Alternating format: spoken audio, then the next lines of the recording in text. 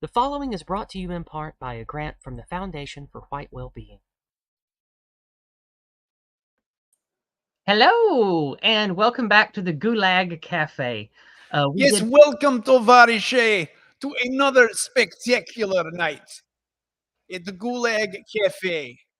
Oh, for we God's did sake. not we did not play the Empire of Lies intro because we're going to work on Chris is going to make a Gulag Cafe specific intro for the evening, and I just realized that Entropy has decided to stop streaming, so I'm going to get that in order. But Yes, to welcome. remind you guys, we don't like to work for free. So during the stream, if you would like to contribute your paid chats, the Gulag Cafe is a much more chill stream. This is not pre-scripted. It's not anything we hash out other than just saying, hey, I'm on vacation or I'm sick or I don't feel like doing a script this week. Let's just get together and talk in our usual time slot. That's what this is for the Empire of Lies time slot. So the Gulag Cafe is just me and Chris picking a topic and talking about it. So as you saw in the thumbnail, it's going to be talking about how things are different from long ago and now. But before we get to that, just remind you, you can find Entropy in the pinned comment everywhere you're listening to this. Also, you can send rants on Rumble, hyper chats on Odyssey, tips on Subscribestar, and short messages on PayPal and Cash App.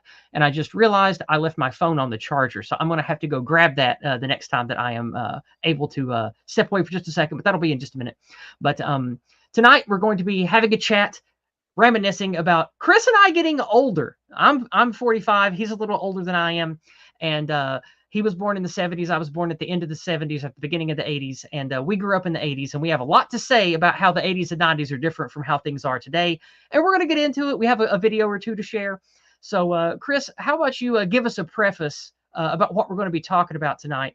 And before I pass it off, remember, we'll be checking the live chat. And if I see comments that I like, or if Chris sees comments he likes, we will be responding to them today. Because Gulag Cafe is a little bit of an AMA. It's a little bit of more of a chat engagement type of thing than we usually do. But of course, we do appreciate all the dollars that you send us, and we'll be getting to those shortly. I'm going to step away for just a second and grab my phone, Chris. I'll be right back. Yes, welcome, Tovarishi, to the Gulag Cafe.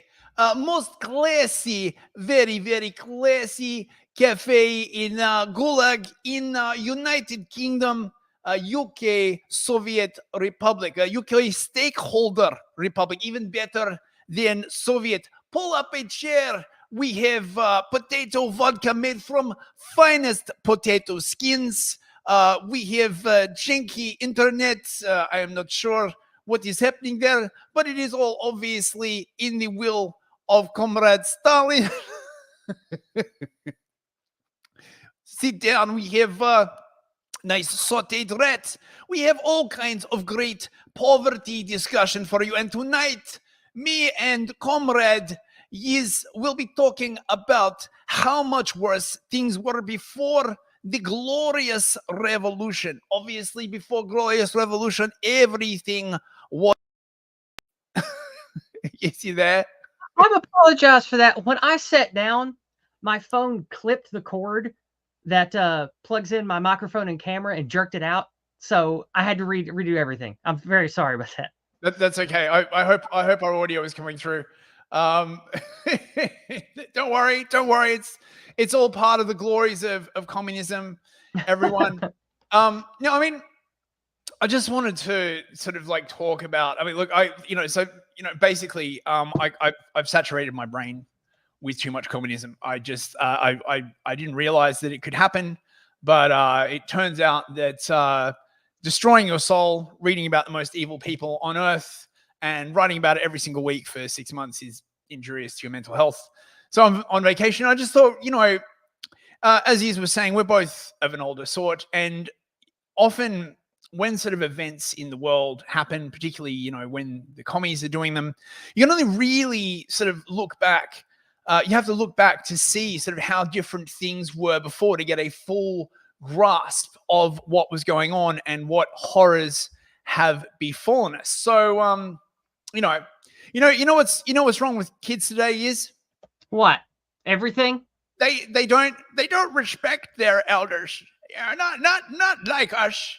I remember when I was young, I respected my elders. I never did anything untoward. I listened to their advice. I didn't go out partying and doing lots of drugs, and we certainly didn't have any of that gay queer stuff. Oh no, everybody was very, very heterosexual when I was growing up. And that's the problem with the kids today, and with their TikToks and their YouTubes and all their newfangled. Speaking of gay and the kids, I'm gonna take a what do they say, a big fat dome hit for my vape mod. That's what I'm gonna do. Just to because you brought up the youth and the homos, so we're gonna gay it up here with the vape. Simon JJ, the best thing they can do is not respect their elders. Yeah, well, I mean, look, I actually remember when I was younger and saying to my dad, you don't know how the world is, man. And he then hit me with some quote from like some, Greek philosophers, like, oh, the kids are always rowdy. But I mean, it was true, right? Like, he honestly didn't know how the world would be working, man. And I think there is something to be said about that as well. I'm kind of really glad I'm not young in today's world, to be perfectly honest. Just the dating thing, man. I mean, I can't speak for you, Years. I mean, I know you relatively well, but the shit I got up to in the 90s, I'm pretty sure it would just get me massively arrested and or canceled or cancel rested, or we were just doing drugs willy-nilly and just fucking each other senseless. I don't hide my degenerate past. I've talked about it to caution people not to make the mistakes I've made. I went to raves. I did a lot of drugs. I was involved in some illicit things that I don't want to talk about. I continued doing illicit things even after I got out of prison of a different nature. Like I had a very violent, stupid, impetuous, hedonistic youth in my teenage years. After I got out of prison, I cleaned myself up quite a bit, but I continued to do some things that I shouldn't have been doing. I continued to associate with not criminals, but like degenerate people and homosexuals and drag queens and drug users and shady, shiftless people that just like to be wild and have fun and take road trips and go to parties and raves and do drugs and go to sex parties. And I really wish I hadn't done any of that. Like at the time, coming out of the 90s, it was an entirely different mindset where, hey, the war's behind us. Evil's been defeated. Everything's great. The future's bright. Everybody just drink and party and have fun and have sex with everybody. And nobody cares about race struggles. Nobody cares about religion anymore. Everybody just be wild and just grip it and rip it. Like that was the era that my mind was formed in. Yeah, and then 9/11 happened. And then 9/11 happened, and all that went out the window, and now we're back to race war, hate whitey. And yeah. I mean, it was like one of the things that I remember so clearly about 9/11. So in Europe, in Berlin, they have this thing called the Love Parade. There's a really, really good 90s techno song called Love Parade that was like a huge hit, right? Yeah. And if you look at the one from like year 2000, it's exactly as you described. It's like one love. Everyone's like, this was the period in which, Francis Fukuyama wrote The End of History. All the big conflicts have been solved. We're just all going to slip into a liberal democracy. It's going to be grand, folks. And at the same time as all this is going on in Saudi Arabia, Syed Qutb and, all Al Qaeda and all of them were, basically sort of like gearing up, not that they actually did 9/11 as far as I'm aware, but in terms of an ideology that rapidly spread across the Middle East as a sort of massive counter to liberal democracy, it was a smashing success, really. It was weird. It was I don't know. It was good times, man. It was good times. No one had mobile phones. I mean, they did. They had mobile phones, but you just use them to text people for drugs or hookups. Not everyone had a camera. You had the internet, but it was sort of like dumb. It was nice, I don't know.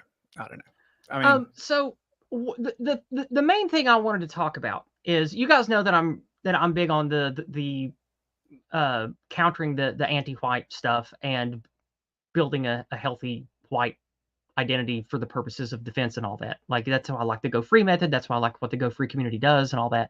The white well-being community, I should say. And one of the things I wanted to talk about is the difference between what was considered comedy, acceptable hazing, bullying, and edgy jokes in the 80s and 90s, and how all of that changed in the mid to late aughts and became the horrible anti-white zeitgeist that we have now. Because let me cite Comedy Central in the 90s. Comedy Central in the 90s, they aired on cable television that everybody in America could see, as long as you had cable TV. They aired things like Friars Club roasts. They aired what was it? What was that late night show with Colin Quinn? What was it called? The comedy show Fight Club. Something with Colin Quinn. Oh, what was that? I don't know. I just remember South Park and I used to watch Tough Crowd with Colin Quinn. And Tough Crowd with Colin Quinn was my favorite comedy show in the 90s because some of the best, edgiest, raunchiest comedians all got together in one room and busted on each other. And just here's the thing.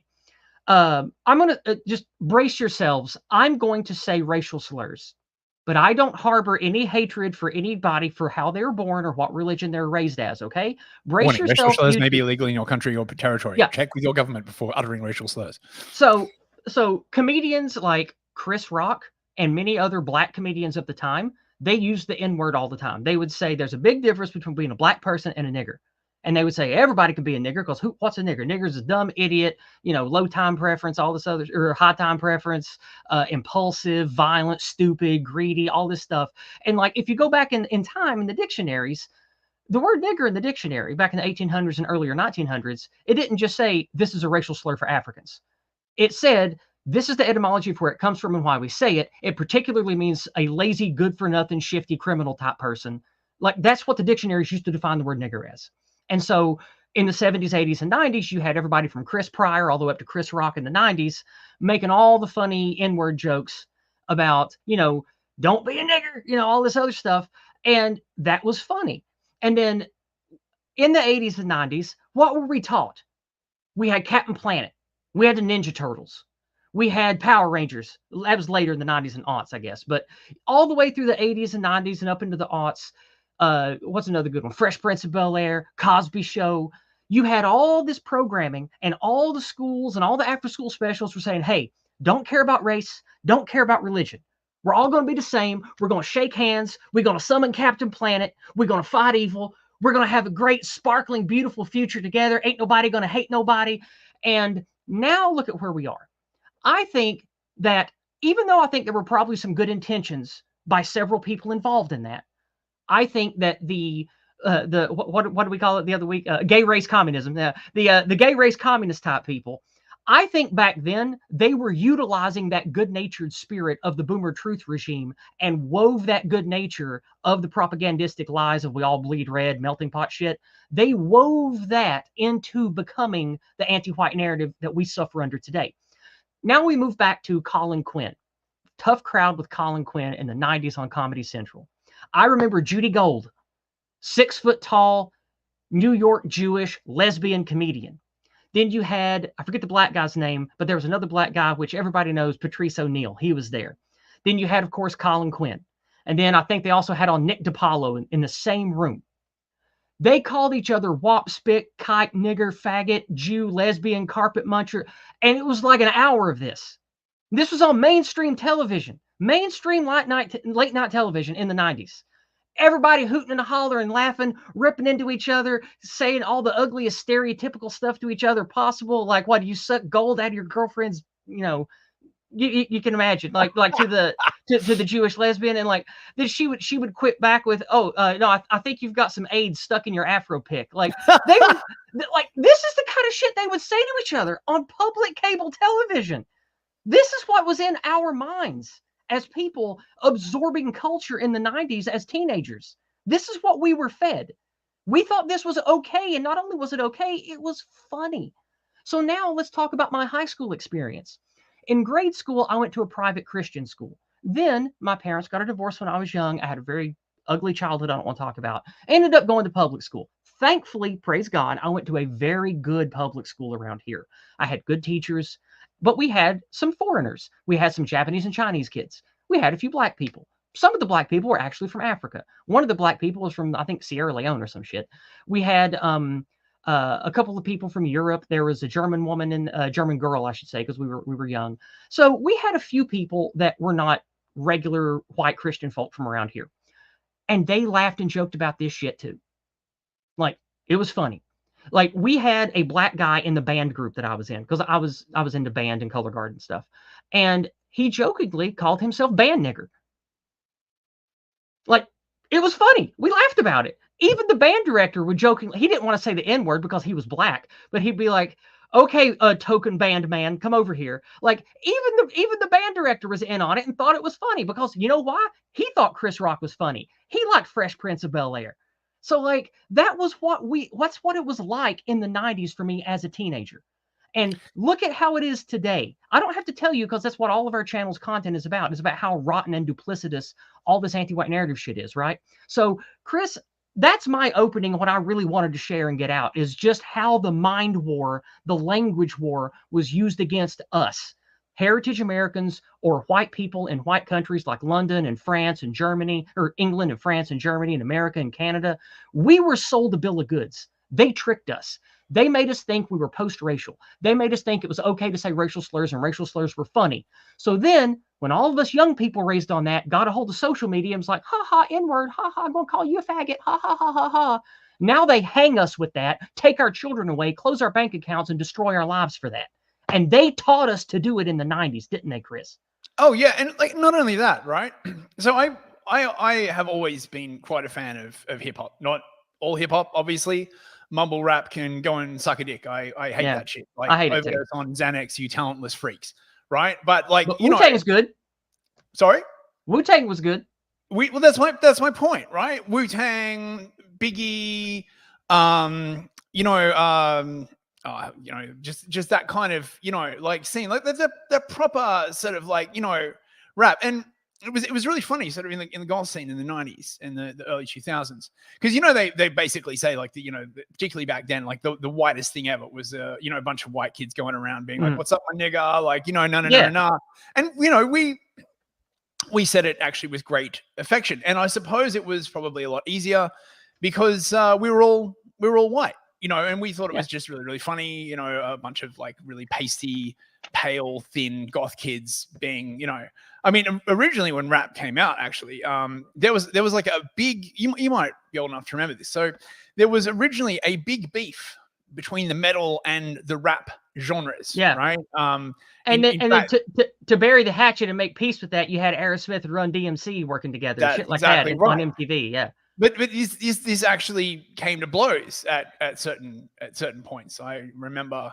see, in Sydney, they had, like, a bunch of sort of, like, train stations that were out in the middle of nowhere. So if you wanted to do a sort of West Side Story kind of, like, gang fight, everyone would, like, meet at a train station and beat 10 kinds of crap out of each other.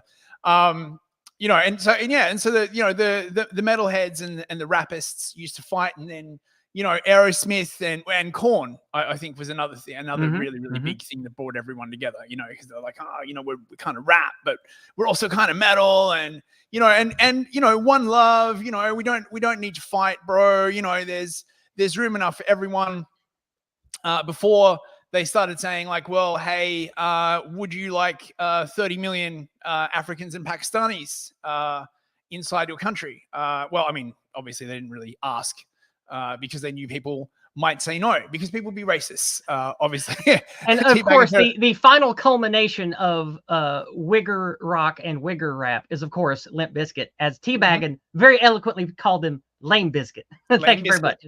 Lame Biscuit, very good. The third biscuit. And also, speaking of the third biscuit, shout out to anyone from UO who managed to catch this stream. I just want to shout out the last episode. I finally got through the entire 5 hours, and man, it was end of an era.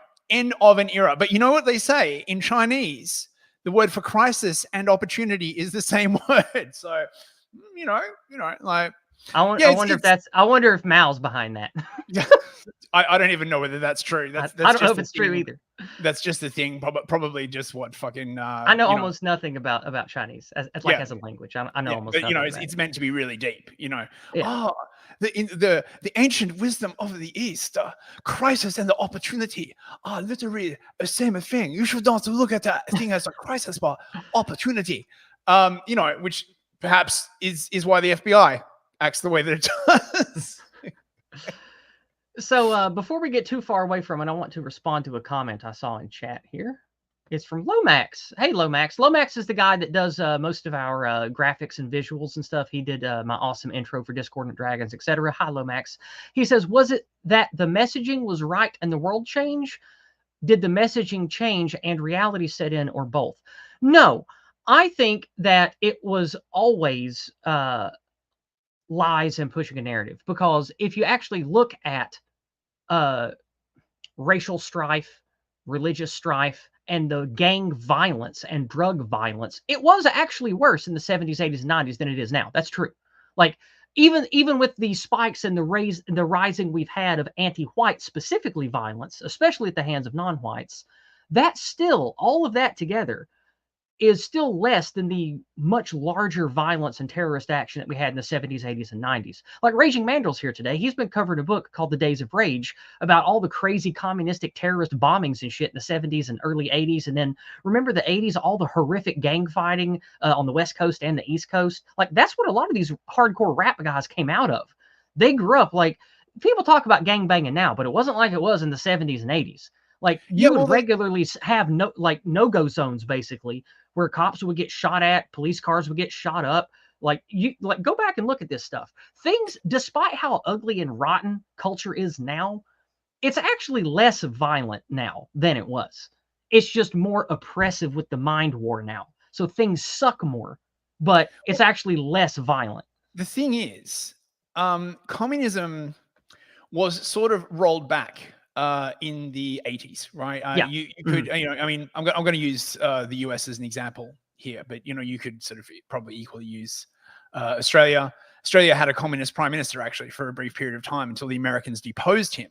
So, Gough Whitlam, his name was. And I was actually, back when I was like a know-nothing lefty, I was like, oh my God, the Americans removed our prime minister. And then I found out he was like a commie. And one of my parents sort of like knew him peripherally. And apparently they were all walking around Parliament calling each other comrade and stuff like that, right? So the US just nixed him, right? And you can sort of look at, if you look at the civil rights movement in America. Hold on a second. Steady, Vic. Steady, Vic. Steady. Bruh. So, just one sec before we move on. I'm sorry to interrupt again. right. Raging is right. Tupac's parents were in the underground, that communist terrorist organization. And don't be surprised. A lot of famous influencers, whether it be a Tucker Carlson or somebody like Tupac or somebody like Bono, their parents are very often connected to the famous people of the previous era who the CIA, the Mossad, the FBI used as the Western version of useful idiots. And I mean that in the literal usage of the phrase, I forget the Russian phrase, but it means active measures, using famous people, teachers, influencers, famous sports people to chip at and push into ideology. That's what a useful idiot actually was in active measures. But I just wanted to bring up that the reason why you have so many people now that are famous that push this anti-white mind rot is because their parents pushed their version of that mind rot 30, 40, and 50 years ago. I'm sorry, Chris. I just wanted to get all that out. Go ahead. No, well, I mean, look, you're right. In fact, if you look at the new left in the 60s, basically they all decided to go into teaching. In fact, the Weather Underground, people like Bernardine Dawn and all of those, they all went into teaching because, of course, like good little Marxists that they are, they realize you've got to get the children. And we're seeing the effects of it now. But for a brief period, I guess you could probably mark the proper end of the US civil rights movement with the Jim Jones mass suicide. Because Jim Jones, if he had not gone out in the way that he had, dog, he would be remembered like Harvey Milk. He used to hang out with Harvey Milk and I think Jesse Jackson and all the other sort of like, grifters back then. And it's only because basically he got a bit too much communism in his eye. And decided to flee to Guyana and and kill all those people. And well, I mean, he did too much speed as well. Like I'm just saying, doing speed every day for 10 years is not a good look, bros. Especially if you're full of paranoia and communism and vim. And so the Jim Jones thing was sort of the discrediting of, I guess you would call it, the revolutionary arm of the civil rights movement. And I think it's because they won, and they won the institution, so they didn't need them anymore. Well, they sort of went into hibernation for a bit, and the collapse of the USSR was also a very, very big blow. And I guess it says a lot that only 35 years later. Wait, when did the USSR collapse? 91? 89 to 91, yeah. 81, around then, right? I think the Berlin Wall came down in 88 or 89, and the official dissolution, I think, was in 91, I think. Yep, that's right. So the grand experiment, the grand utopia finally fell. And all the communists were like, oh, bro, but I wanted to do a heckin' wholesome chungus communism. And of course... The diaphragm broke and all the cancerous commie sperm flooded the West.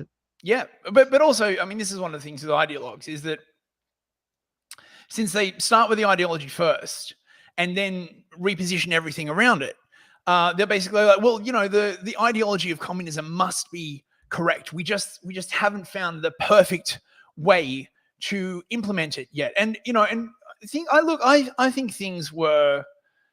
I mean, look, I've spoken to a bunch of people who were sort of like alive from that period, and none of them were really racist at all. I mean, I didn't even really think about it, honestly. Like, me either. Partially because I lived in such a highly homogeneous society. We sort of had a thing, if you met someone of a different race, it was sort of interesting. It was unique. Yeah. They usually spoke really good English. They were like the top tier of immigrants. They were like hardworking.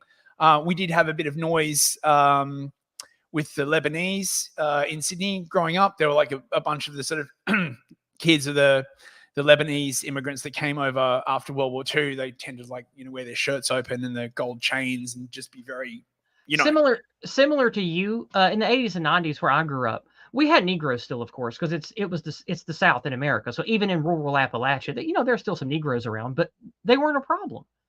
Most of them acted like us, talked like us, went to church with us, and there was no problem.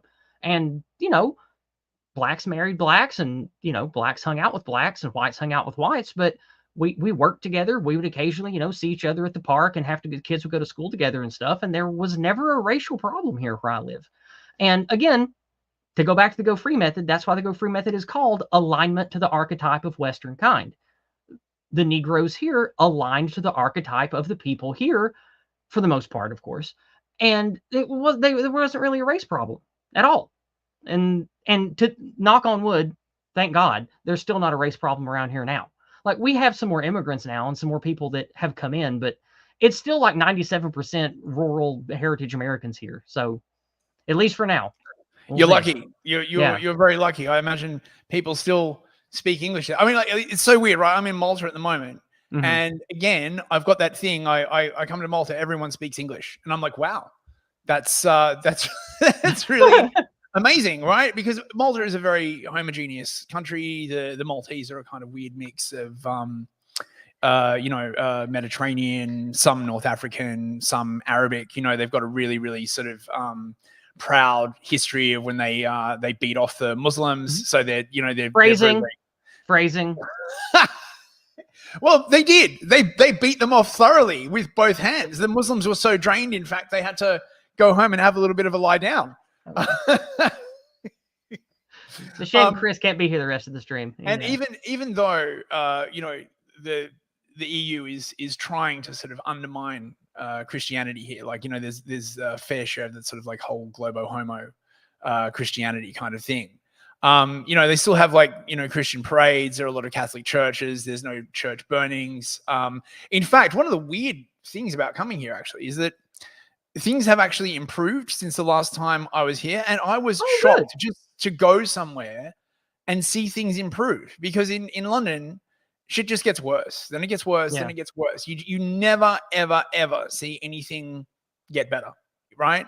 and they seem to have also quite dealt with their migrant problem. You know, a lot of the areas are like we're starting to get a bit dicey last time I was here, but now it's been cleaned up. So And I I think the tell other people thing, all the time to have hope and to keep heart, because like I've said on many times, not just in our Empire of live streams, but on my morning walks on other streams, our people have lived through really hard times and wars and all this other stuff. And this mind war, this demographic racial replacement stuff, I think that we're going to beat it.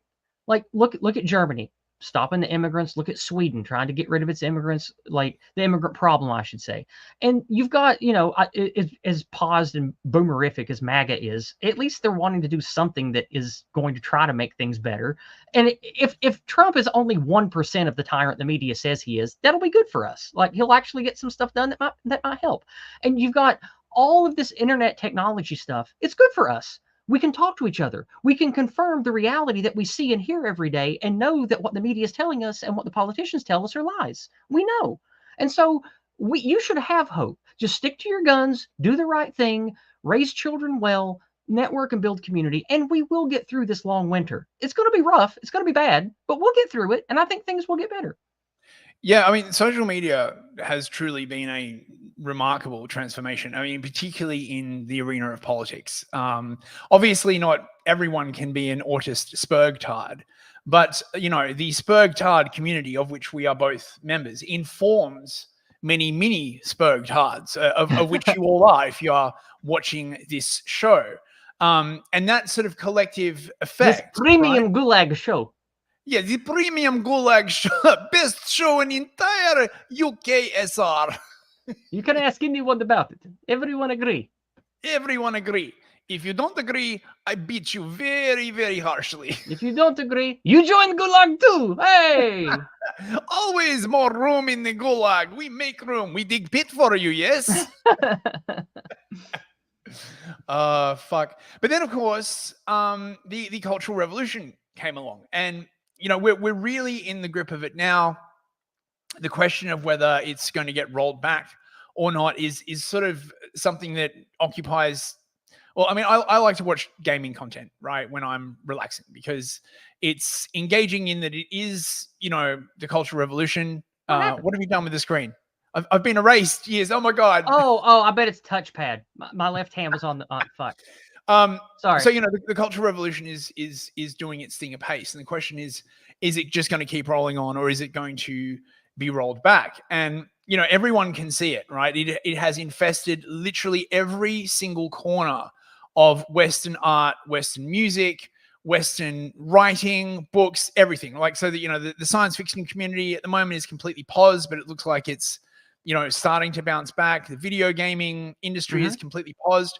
And just to give you an idea of, you know, because I think video games are a really, really good way of just sort of measuring the Cultural Revolution. I mean, I guess you could probably use anything, but at some point, some bright spark.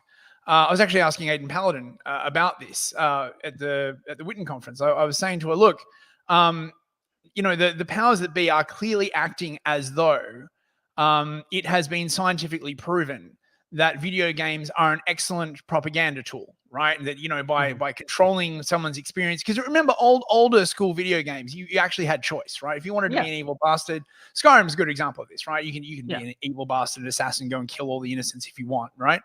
But now they're all like, oh no, we can't allow the player to do that. You know, what if they choose to be evil? I said to Aidan, you know, where is the paper or the study? Or I assumed there must be a bunch of studies proving this. And Aidan's like, no, there's no study. They've just assumed this, basically, right? Presumably because, well, they're commie idiots, I guess, and you know, this whole idea because the people that do this stuff, they think that they really do believe in tabula rasa, and that's just bullshit. And they think that if you can get a kid hooked on TikTok and video games, you can program them to be anything. And that genetics don't matter, sex doesn't matter, race doesn't matter, religion doesn't matter. They think that everyone is just a culmination of socioeconomic factors. They really do believe that shit. They really do. And that's why I think that they don't need science to tell them that, because their religion tells them that. But the interesting thing is how much they lie about it, right? Like, I mean, you can see this very clearly in the way they treat blacks in media now, right? Like they don't have any realistic black characters. In fact, one of the sort of things, if you go back and you play old video games, is how much more realistic the black characters are. I actually sent you a YouTube video. You might want to play it. It's from Far Cry 4, which was like 2004 or something. I'm replaying it now. It's I mean, okay, it's Ubisoft, but it's still a really good game. It's still really well written. And one of the characters is this gun dealer, Longinus, who's like this Nigerian black dude who's in, it's set in Nepal, basically. They make a fictional country, but it's set in Nepal. And when you first meet him, the intro is amazing. Have you got it pulled up, yes? Yeah, I've got it ready to share right now. You want to watch it? Yeah, play it. All right, here we go. Welcome. I am Longinus. And you are AJ. Welcome to my church. Away from church. That sells guns? Of course. Well, the meek shall inherit the earth, my friend. All they need are some good guns. Revelation 5:5. It is the most invigorating read. And one of the elders saith unto me, weep not. Behold, the Lion of the tribe of Judah, the root of David, hath prevailed to open the book and loose the 7 seals thereof. It is our Savior. It is our Savior returned to us as a lion, a warrior. So I started thinking to myself, when the Son of God is reborn, what gun would he? I just wanted to pause it to let you know, look how good the craftsmanship of video games used to be. Look at that finger, that trigger discipline. Look at his finger. Yes. Yeah, I know. It's amazing. Yeah, the next bit is best. It's like, what gun would Jesus use? When Christ returns to break the 7 seals and bring about the rapture, he returns as a lion, yes? A lion needs teeth. What gun would Jesus choose? Deuteronomy 32:47? For there are no empty words for you, but your very life. Or maybe Revelations 19:11. The discretion of a man deferreth his anger. I don't know what you're talking about. A soldier knows. A soldier always knows. For we have seen the rapture and survived it. You need guns to do righteous work, AJ. For every gun is a Bible. For every bullet, a sermon. I like this guy. And for every radio tower that you free from pagans' lies, I will give you something. A reward. It is the will of God. Here. This is for the first one. Vanderpoort is under attack. We need fighters here now. What's happening? I mean, mate, that is so heckin' based. Like, not only is that a great Nigerian accent, but that guy is the voice actor's incredible. He's a really good character, right? So basically, right, he used to be a warlord in Nigeria, and then he got a bullet to the head, and after getting a bullet to the head, he suddenly found God, right? And decided that the righteous need guns, right? So he became an arms dealer. I mean, that's heckin' based and wholesome and shit. You do not get characters like that anymore, right? And also notice the good writing, the good storytelling, the visual storytelling with the scars and how things are, the sounds outside, the ambient storytelling there. Yep. And you also have, like, I know not everybody knows Far Cry 4 like we do, but the way that is set up, it's so rich in everything: character, writing, voice acting, religious gravitas, surviving war, post-apoc survival, tribal conflict. It's all rolled together and presented there in a mature, interesting, engaging way. Yep. It's good. Yep. Yeah, and just because that's a black character, or I should say an African character, doesn't mean it's anti-European like the shit you see now. Like, and the big bad this is a big difference between like the diversity crap and someone just not being white in a game or a story. Yeah, that stuff didn't used to always be bad. It's most of the time bad now because of why it's done and how badly it's done. Well, it's just not realistic. And you can tell. I mean, look, Wyatt's Torch. God, I miss good writing. Yeah, I miss good writing as well. I never realized how important good writing is to an immersive video game until it all went away. And now, you know, you playing a video game and you just get thrown out of it, right? Your immersion gets removed because you're just essentially playing with a Skinner box, right? There's no overarching narrative. So like in Far Cry 4, the main bad guy, Pagan Min, he's an incredibly like evil character done like really well. Basically, he grew up in Nepal and then he went to like school in Oxford, and he's like a drug dealing tyrant. They got rid of all of that, right? Far Cry 5 was just basically white Christians are bad, very, very lame. And then Far Cry 6 was set in Cuba, I think. Basically, I don't know. Right? Have you played thoroughly Fallout New Vegas? I have not. I kept trying to start, and I know a lot of the listeners have. You would never, in AAA cancerous anti-white games today, you would never have a Joshua Graham today. Never would you have a Joshua Graham. Is that the leader of not the Enclave? No. I'm not going to spoil it. I'm not going to spoil it for you. But I've got to play it. Yeah, I've just just after playing Fallout 4, the graphics downgrade was a bit much, you know. But yeah, so the Cultural Revolution. I mean, they got rid of all the white writers for a start, right? And you can see this now because they're kind of starting to come back, right? The canceling isn't like working as much as it used to, and a lot of them are now on YouTube, sort of like doing content, like basically railing on the woke.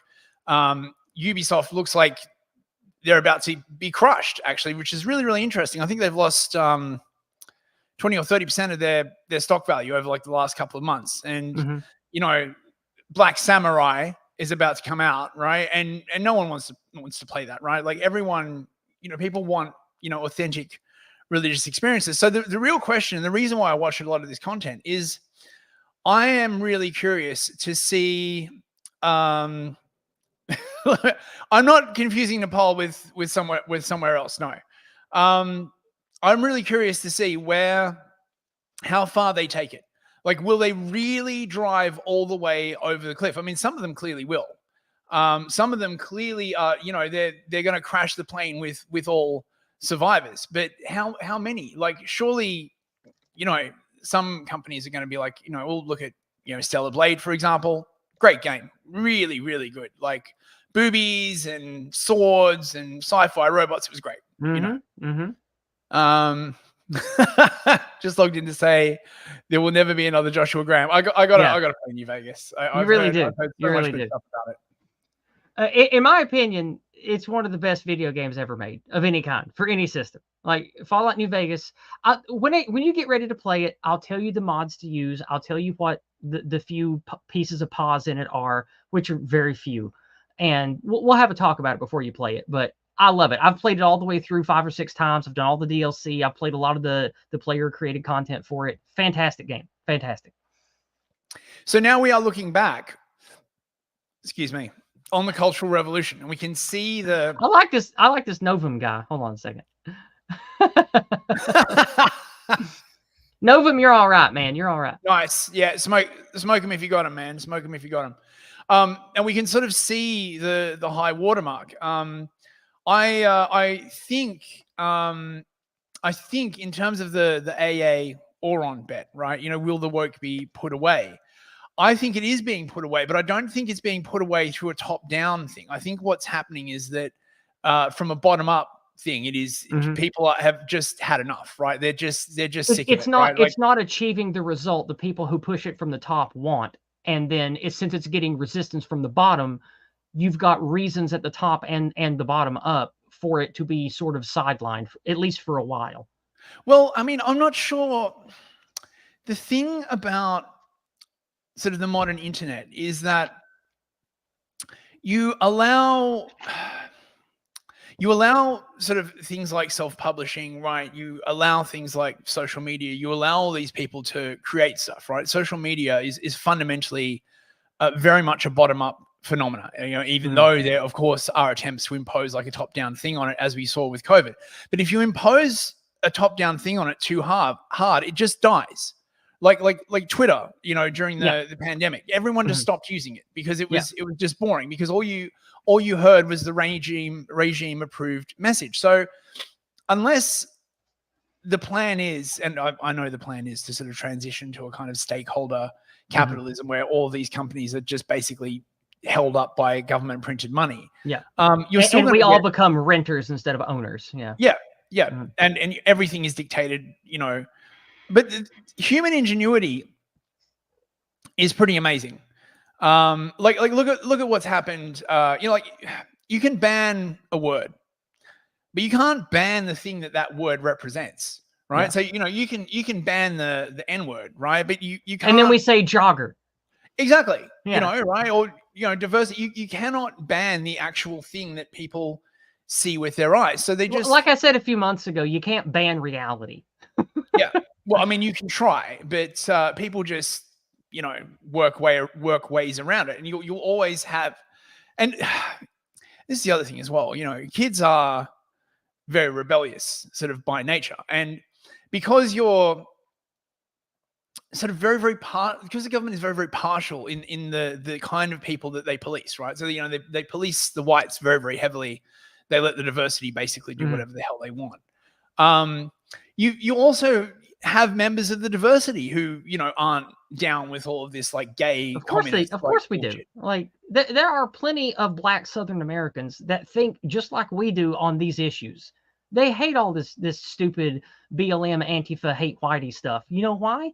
Because a lot of the Negroes in the South, they hate those inner city gang retards too. They don't like the immigrants that come up from South and Central America. They don't like the bad element of their racial group that comes from cities and these low IQ gang banging rap retards. Like they don't like them either. Like I often talk about the black lady that went to my mother's church. She was like that too. Like she would have no trouble listening to the stuff that me and Chris talk about. And I'm sure that there are, you know, people of all races that hate this crap too. It's just this cancer is not working, and I think that we are going to see. I hate saying the phrase, but the bet was, will the woke be put away? But I do think that the blatant anti-white crap is going to be changed and somewhat put away, because it's getting way too much pushback, and it's boiling the frog too fast. And I think that is the main reason why things like ESG and all this other crap at a business level are also not working, because when you have ESG scores and you require people like in the white erasure in businesses in California, right? Over in California under Newsom, I forget how long ago this was. This was a long time ago now, like 2017, 2019 or something. They brought forward legislation, and then it became cemented in by like 2019 or 2020, where they had to have a certain non-white, non-hetero, non-Christian quota on board members and in high-ranking positions in any company over like 50 employees or something. Maybe it was 100, I don't remember. But when you look at what happened to every single company that implements that, and then when you look at companies that do the ESG stuff, like trying to use, you know, green energy and new materials and follow all this diversity hire stuff, their infrastructure is bad. Their quality control is bad. Their products are bad. Their profits are bad. And so this is why I think that even on a top end business level, from like wealthy upper crust 1%er people, it's not working for them either. So no, it's not. Oh, and thanks to the people in the chat who are saying nice things about my hair. It's the only one I have. Yeah, I mean, look, that's Mrs. Me in it. Mrs. Me in it. Let me talk about her for a minute. Where was her comment? Mrs. Me in it and Mouse Cat are from Dangerfield. You know, Chris Dangerfield, you know him, the comedian who's a YouTuber. He's great.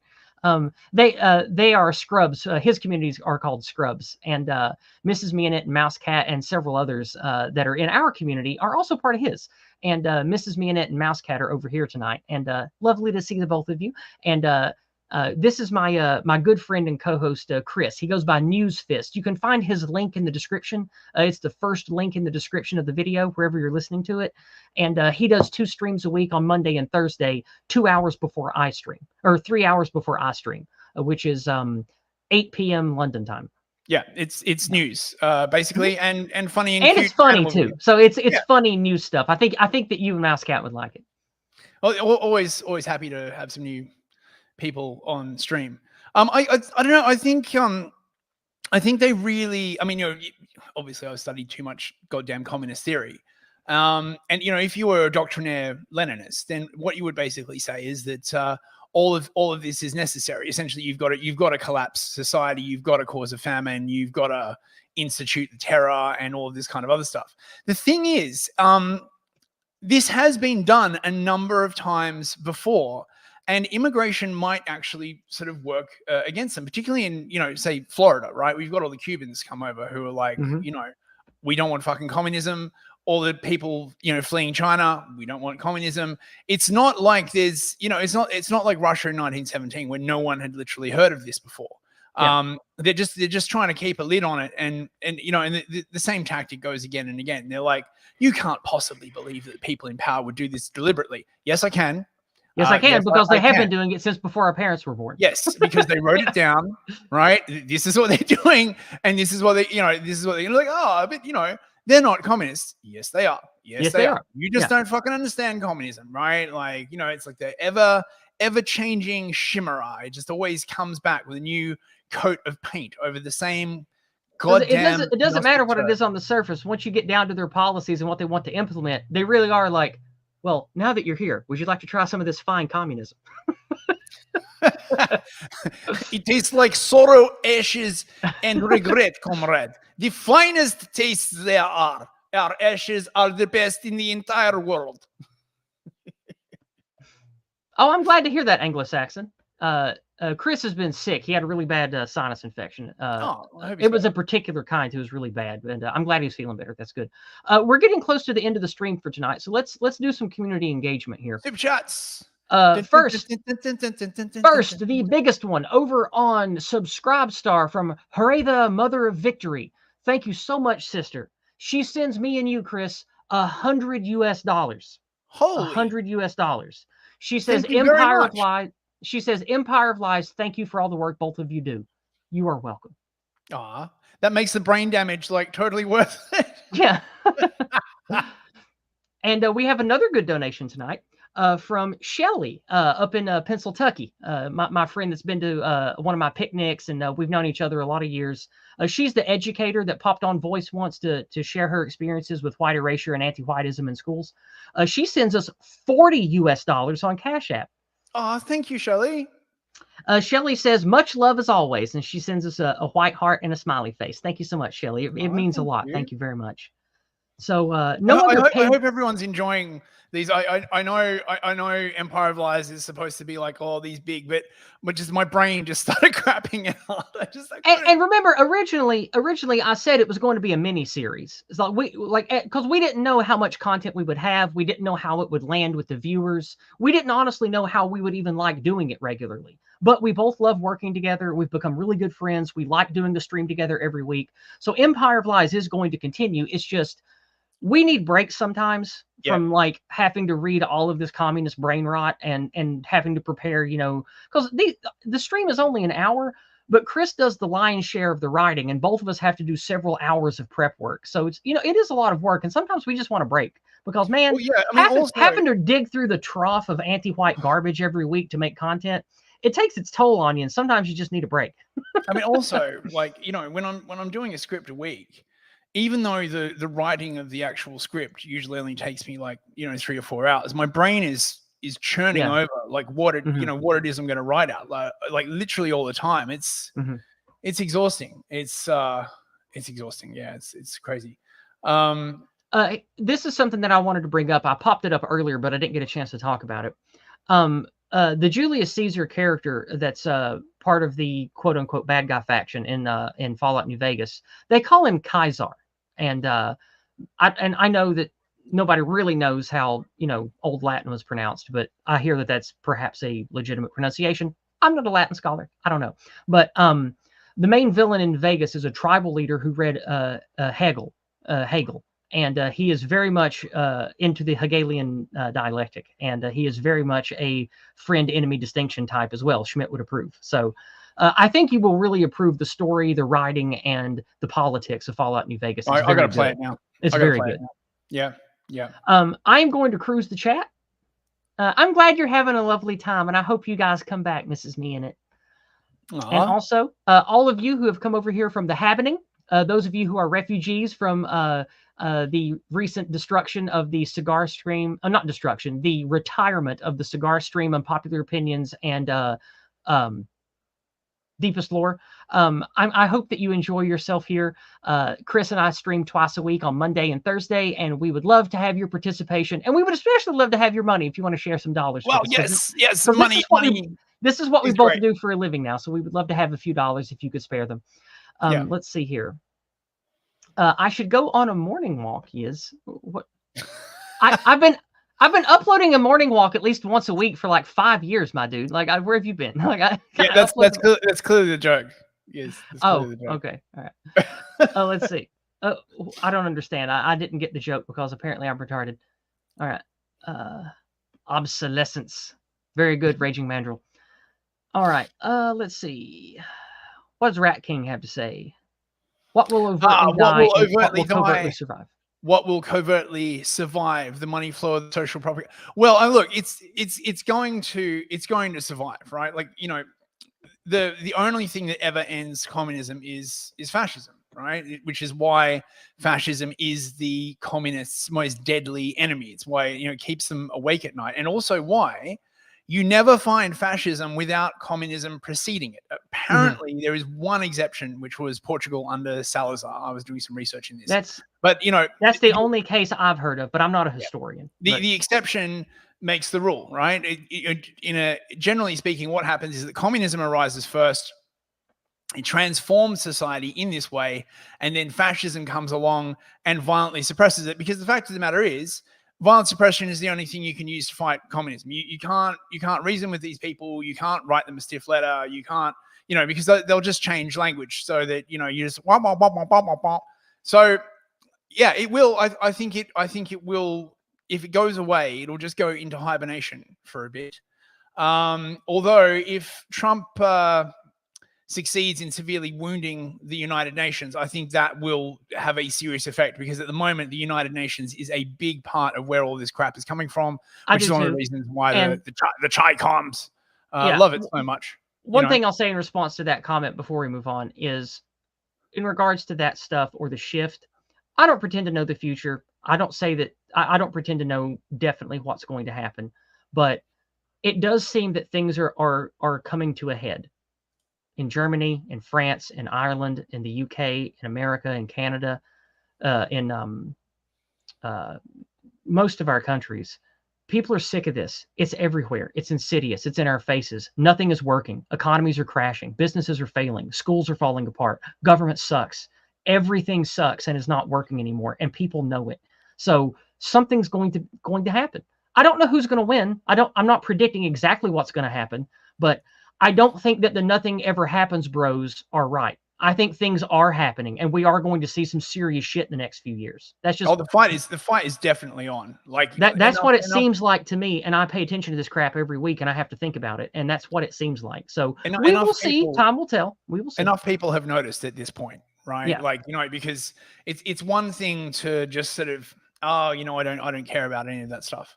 When the lights start going out, and, you know, movies suck and games suck, and you can't do anything to like escape after work. You know, you can't. And even worse than that, Chris, when you can't even afford a bad video game for your kid, it's either buy my kid a Switch or get my kid shoes for school. Like most of us in the West have not had to face that level of economic hardship until recently, and that looks like that's on the horizon for a lot of us. So that alone is a big thing. Like you know, when people struggle for food, that's when things go to pot and countries fall apart. So we'll see what happens. But let's move on to something more fun. Lomax Designs says, "Lol, still shilling. You were so bad on AA's final stream. Unforgivable." You mean I was amazing? Yeah, I had 3 really good, expertly delivered and timed shills on that stream. Yep. That reminds me of. Oh, thank you very much, Chris. I appreciate that. That reminds me of the Invader Zim clip. You made the fires worse. Worse or better? Or better. Yeah. So, thank you, Lomax. Thank you. Yeah. So let's cruise the chat one more time. And if you have any paid chats, get them in now, because we're about to wrap up. I'm not seeing any on PayPal, Cash App, Subscribe Star. I don't see any rants on Rumble or hyper chats on Odyssey. and nothing new on Cash App here. So I don't think there's any more paid chats unless one comes in the next minute or so. Is there anything in chat that you would like to address before we say our goodbyes and close the stream? Yes. Mrs. Maynard's too fucking right. We're having a shit time here in the UK. Yes. Yes, I know. I'm going to have to go back to London at some point. I'm really, oh God, London is fucking terrible now, man. It's like Detroit. Take care, Vingle. Take care, my man. Take care. It's like Detroit, but no one speaks English. or, you know, like, yeah, it's insane. Reminder, Ardent Party is a good friend of mine, a friend of the channel, and he has started doing gaming streams. And I don't know, you still doing Skyrim? I know you started that a couple weeks ago, but if you like watching chill people around our age play fun video games, and just, you know, want to hang out with somebody who is like us and gets the things we get, but doesn't talk about politics and stuff, go hang out with Ardent Party. He's fun. He's a good time. And, I bet of course, Almore are behind this. Sussy elves. All right. So, that's the end of the stream, everybody. We're going to take down the banner here. And I had a wonderful time. I'm going to check all the sites one more time. Refresh. Nothing. All right, we are good. I had a wonderful time with Gulag Cafe. We'll definitely do it again. You have one more week of vacation before we get back? About a week. Like 2 weeks or something like that. Are you going to be traveling next Thursday, or are we doing a Gulag Cafe next week? Let's do it, because I really want to just have this vacation before I have to dive back. Oh, certainly, yeah. No, I like this too, because it's easier on me too. I like it too. I needed a break anyway. I'm getting burned out. It will be back. I have the outline of the script, which is cool. Race and Vladimir Lenin's Revolution in the State. Nice. But I just oh my God, it made me physically sick writing. I honestly I had like this allergic reaction. It's just so evil. Thank you, Simon. Thank you so much for coming, everyone. I'm glad you enjoy the stream. I know, like I said, I know it's a bit low effort, but I only have so many brain cells and so much. Yeah, but the thing is, low effort streams are still entertaining and fun, and the community loves it. Like, they like interaction, and we love you guys. Like, we wouldn't be here doing this without you guys. And the last comment I'm going to share before we say bye. Wyatt's Torch, The Foundations of Shilling. Buy it now. Buy it now. Scorch a pow. All right. Anyway, I love you guys. You could probably write Foundations of Shilling. I know I could. I could. For real. I mean, I worked in sales. That was the main thing I did. And also it was the criminal thing that I did. But this is a different story. But it's a different kind of sales. Anyway. The student learns at the feet of the master. Yeah. So anyway, I love you guys. Have a great week and all that. I hope your weekend's wonderful. Love yourself, love your people. Be kind, do the right thing, and we will get through this. We will get through this long winter. Keep heart. And don't forget to check out Happening TV on Monday. Before Discord and Dragons, newsfist.net. You can find I can't see it. You can find all of the details in the description. Linky. It's a fun time. We do have a very, very friendly chat. Please come along. If you enjoy my general sense of humor, So yeah. All right, guys. Have a great weekend. We'll see you Monday for Happening and Discord at Dragons. Good night. Good night.